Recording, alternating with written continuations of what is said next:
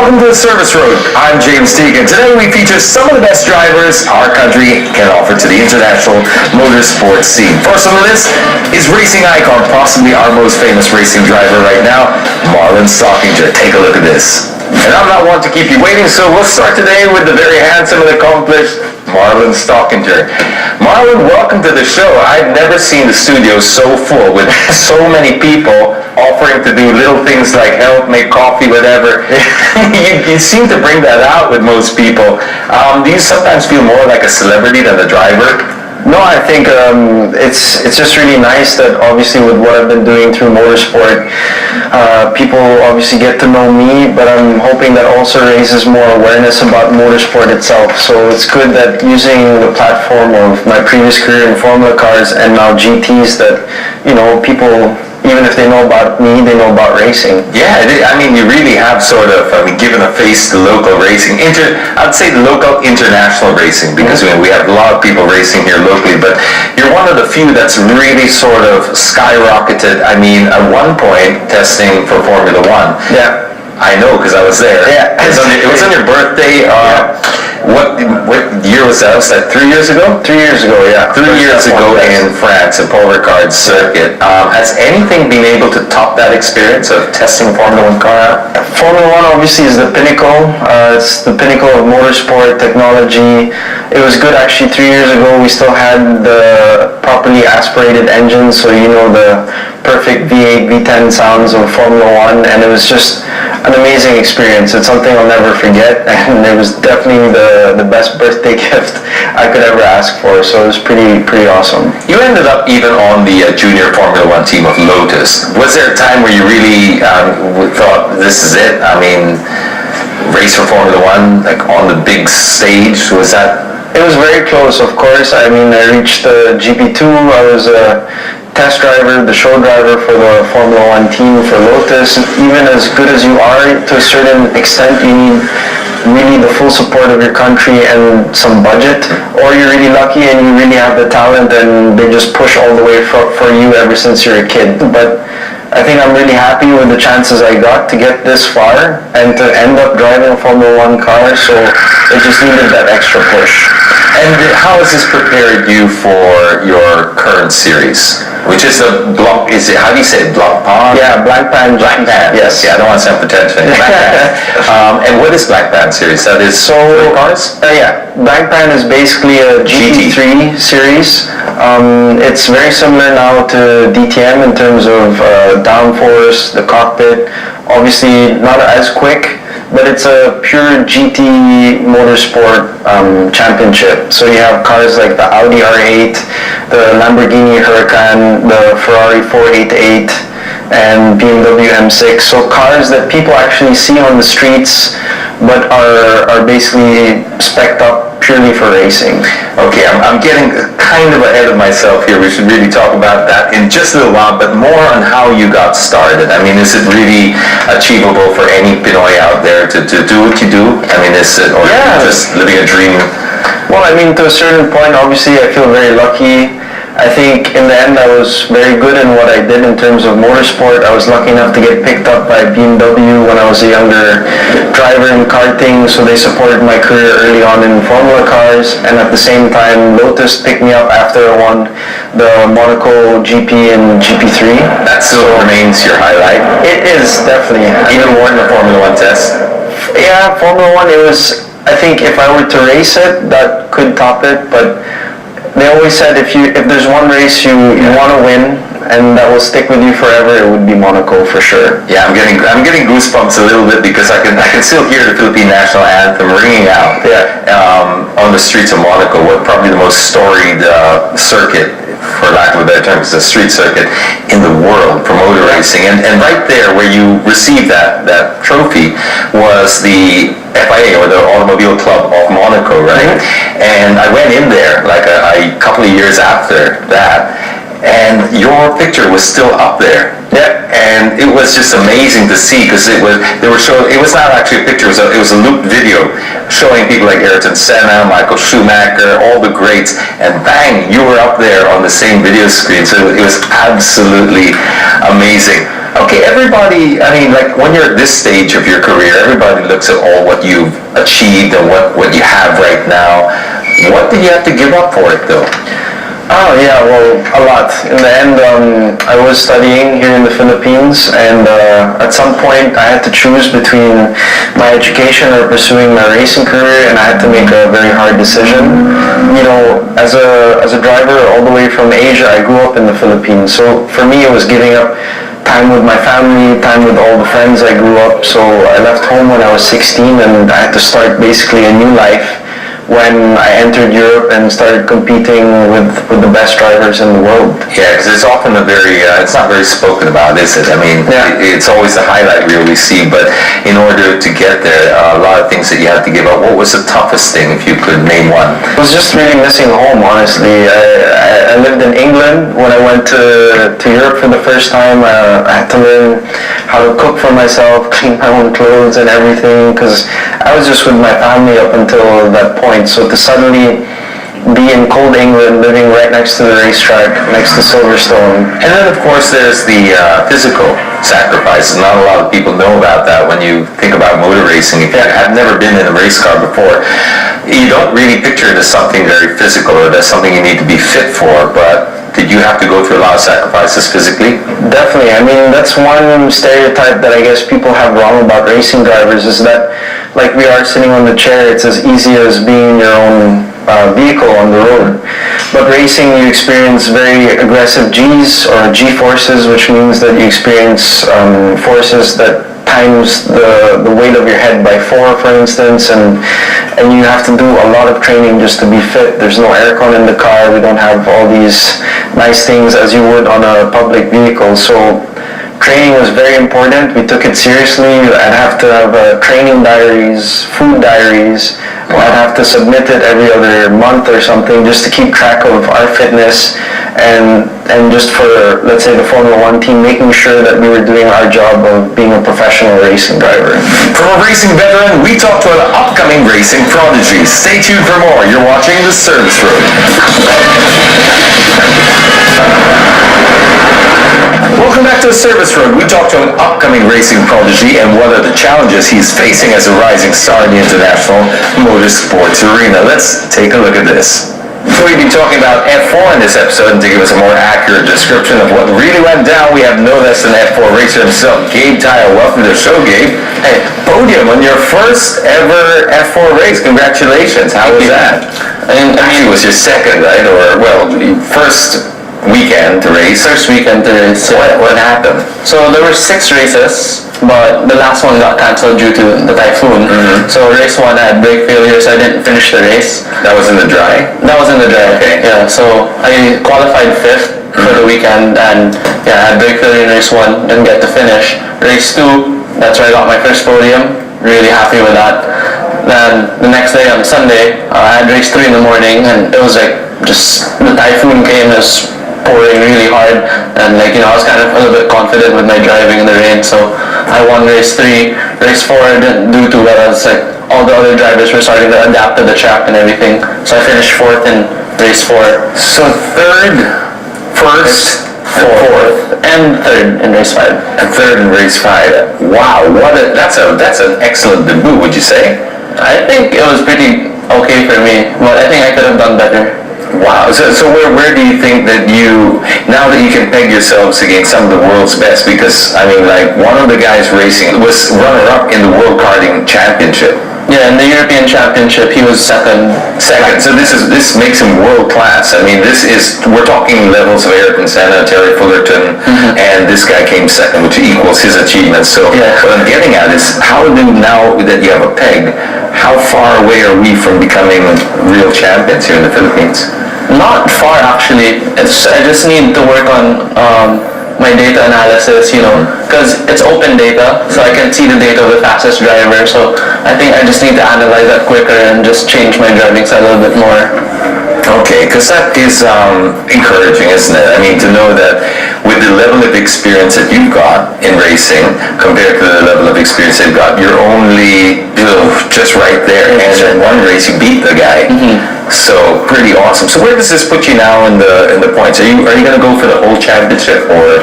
Well, as of now, F4 actually really wasn't in my plans this year because, I was just trying to focus on karting and everything, and, I'm going to college next year also. So early this year, I planned to race in the Asia Pacific Championship in Macau, but yeah, everything just kind of lined up for me this year when F4 just came here to the Philippines. So, racing F4 is actually just a blessing enough for me because, I never thought I'd actually reach this far in my career. So, with that, after this performance here, like a really good performance in the Philippine leg, I'm going to be racing in Indonesia next month. This is the Indonesian leg of F4. That's awesome. How different is it to go-karting? And have you tried F3 yet, or have any other Formula Series open wheel? I've tried F3 and the Formula BMW. How different are they? From go-karts and F4. F4. Just a lot more of the braking points, and you have to kind of roll the car more. Because karting is just like brake, gas, but this one is more like brake, downshift, just wait a little bit, feel the grip of the car, step on the gas. And you're using a sequential gearbox? Sequential gearbox pedals. Okay, what about aero and all that? Does that play a big part? It does play a big part. Feel it? Yeah, because I heard just like a few days ago, someone brought a 458 challenge car to Clark, and we were doing around 153 mids in the dry, and I heard someone do a 159 in the 458, but our car is only 160 brake horsepower compared to a Ferrari 458, so I think aero plays a really big part there. Okay, when we talk about air, we're talking about aerodynamics that sort of push the car down. Some people trying to understand what we're saying, and it is a tricky thing to do because, correct me if I'm wrong, but with aerodynamics, it only works at speed. So you really have to be in that sweet spot of the car, because if you go sort of too fast, obviously you're gonna lose it. But also if you go too slowly, aero is not not gonna work. Yeah, so you're gonna be slower for. And that's kind of reverse psychology with aerodynamics. Like in the corner, when you want to actually go kind of a little bit faster, you step on the gas, because as you said, the faster you go, that's when the aero kick is gonna work. So being in the corner, that makes you a lot faster because you can rush into the corner more and kind of hustle it. Because that's when your car's being pushed down, so obviously giving you more grip. So what was your biggest challenge throughout the whole weekend? It was actually my height. It's not like basketball where actually being kind of tall is an advantage. Here, there's only so much leg room you can have because it's a design, the monocoque of the car is more like a capsule, so it can only fit this height. So when I was kind of fitting myself in the car, I was having a little bit of trouble because you kind of sit like you're lying down in the car, so my knees were actually touching the top of the monocoque. So as I was letting off the gas and brake, my knees were touching, so I was kind of, skeptical of when I was going to go out, how am I going to drive like this? Awesome. And what about your training? Do you have to do any special training to drive this car properly or at speed? Aside from the on-track training where, you're just racing experience, because to get into F4, it's not like anyone can actually just get it. You need a little bit of racing experience or, driving experience like go-karts or maybe circuit cars like that. Just to know, because you can't just let anyone drive a car like this, right? So you need a little bit of experience, but aside from that, it's more on physical training. Yeah, that's a lot of physical training. It really does beat you up in there, doesn't it? It does, yeah. Do you have any idea of how many G's you're putting in a corner? Three Gs. And for those who are also kind of new to racing, the G-force is basically the times your body weight. So if your helmet weighs about how many pounds would you say? Maybe, I think, because we use a carbon helmet, so maybe 8 pounds. 8 pounds plus your head, which weighs a good, I don't know, 15, 20 pounds. So let's just round it off at 20 pounds. If you're doing 3 Gs, that's 60 pounds of pressure against your head. Do you do any special neck exercises for that? Yeah, at the gym, just doing a lot of ab exercises, weights. It's not the typical, just go to the gym, lift some weights. It's kind of really specific. Really specific. Because, with racing, it's more like muscular endurance because, it's a sprint race and, like you said, there are G's and everything, so you have to, not worry about, am I getting tired in the race? You really don't want to put that thought of being fatigued in the race. Yeah. To continue the high pace of our stories for today, we talk to a young man who is showing sparks of brilliance as a racer. Curious? Stay tuned for more. You're watching The Service Road. Welcome back to The Service Road. For the last bit of our show, we talked to Phoemela, celebrity racer for the recently concluded Vios Cup. Let's watch this. Speaking of celebrities, joining me now is someone who's been a regular on the racing circuit, but you've probably seen her on billboards, walking down the runway, or acting in movies. I'm talking about none other than the very beautiful Phoemela Barranda. Welcome to the show. Hi, Jay. How are you? Good. You have become known for so many different reasons. I mean, some people know you now strictly as a racer. Wow, thank you for that. Of course, nowadays we have to be a slasher, we have to be multifaceted like you. Honestly, if I can be perfectly honest, I thought you were just another pretty face Toyota had brought in to just, you know, let's be honest. Oh, come on, this little glam, glitz celebrity stuff. And you blitzed it. I mean, like you. I remember, Jay. So I remember the first race that we did with you guys at the media. It was very exciting for me because after years of not racing, I raced again for Toyota. So I have a little bit background. What is that background? Because when I first saw you there, I thought you were just coming straight from the morning. No, of course not. Oh, watch this girl. She's gonna high heel and toe. Oh yeah. So I started when I was a kid. I was a teenager. I grew up with a bunch of boys and they're a bunch of guys. And my cousins are all guys, so they like cars and they talk about cars. So I built that interest in motors. So from that then on, I started drag racing. When did you realize, hey, I've got quite a talent for this? Good thing I was able to work with, or Tuasa Racing School discovered me and I joined karting, which is a good background for car racing. And from then, I also joined another circuit racing after the kart racing. So that then on I discovered, I think I have the passion, I have the skill for it. And then later on, I think it was 2014, Yes. was the first Vios Cup. Yes. And you qualified pole. Oh my God, I remember that day. Yeah. You guys were so surprised. I think Everyone was surprised. yeah, because we were all like, I was just quiet and focusing, but I didn't expect it also myself. And I was just very focused on, I'm actually following you guys. And I guess the more that, I still have that muscle memory and I didn't think about, about all the things that you have to do. So, yeah. See, it just came together. Once you get in the car, the visor goes down, all of a sudden, and all the training you've done over the years just gelled together. Wow, that was a real highlight because you won the celebrity class like by quite a long shot. You were the champion for the first year, Yes, right? first year for the season 1. Season 1, and then season 2. Sam came in, you beat him a few times, and then he lifted his game, he started to. But what's really interesting about you and how you've done it is like, from a celebrity class, even though Sam is a very experienced driver, very good driver, it speaks volumes that Toyota kicked you out of that class and said, you're a little too good for this, and they put you in the mainstream class. Yeah, me and Sam, they moved us up to the sporting class because we've been dominating the promotional class.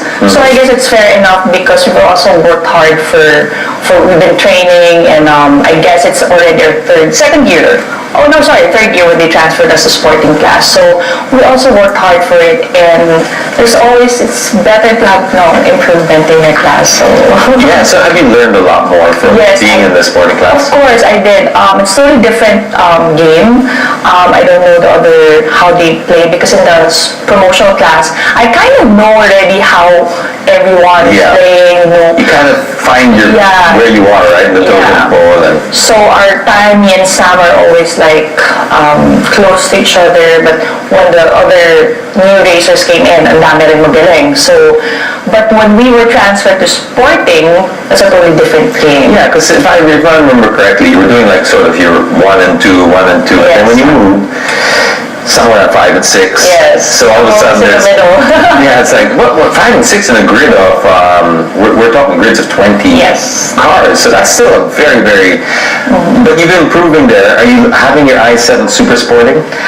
For now, I don't want to be the super sporting because these guys are really fast. Of course, in the sporting class, we are like combination of the fast guys in the promotional. Okay, so it's semi-serious. Semi-serious, but of course, maybe in the future, but for now, I really wanna like finish well first in the sporting class. Okay, this is gonna come across weird, but have you ever experienced any kind of discrimination? I guess because I say this because weird because in the beginning, obviously you're a celebrity and you know everyone's jovial, but then once you flick that helmet down, have you ever felt that they're like, come on girls, Well, Leslie. of course, before the race, there's always like, heckling in the track. Yes. One big part of a race, that's why it's fun. But for me, once you get in the car and you put your helmet, windows closed, everything, I think it's a fair game for us. So it's like, but nobody's looking at this is a girl, this is fair, she can't. It's like all of a sudden. I think maybe at first, I can say first before maybe the season 1, there was a lot of like discrimination, but I think we already proved, especially now. You put them in their place pretty fast in season 1. So especially now we have other female racers. So what are the highlights for you for the VLC? Oh my God. It's been my 3rd year. Is there any one particular race that stands out, or a particular win? For me, of course, the freshest one is the last race for season, the 3rd race for season 3. Oh my God, it's not just like, for myself, I was pushed on the side and got taken out of the first race, but I was able to redeem myself in the second leg. But for me, it was a super sporting when one of the cars flipped. So it was for me, it was very memorable because it was in Clark, so we weren't expecting a lot of, because we know Clark like the back of our hand, right? Clark International Speedway. So when we were there and we were racing, felt like, we know this track already. It's like, we're so familiar with it. Wala nang mangyayari. It's gonna be boring. But my God, it turned out the last race was for us the most action-packed and the most interesting and most exciting race for me. It was for us too. I was behind in the commentary box and I ran out of strepsils in my throat because I was screaming. Going back to that incident that happened in Clark, just to, it does speak volumes, so it's a testament to how safe these cars are, because that car flipped and ended up on the wall. And not only did he jump out of the car, he jumped into another car and raced the next race.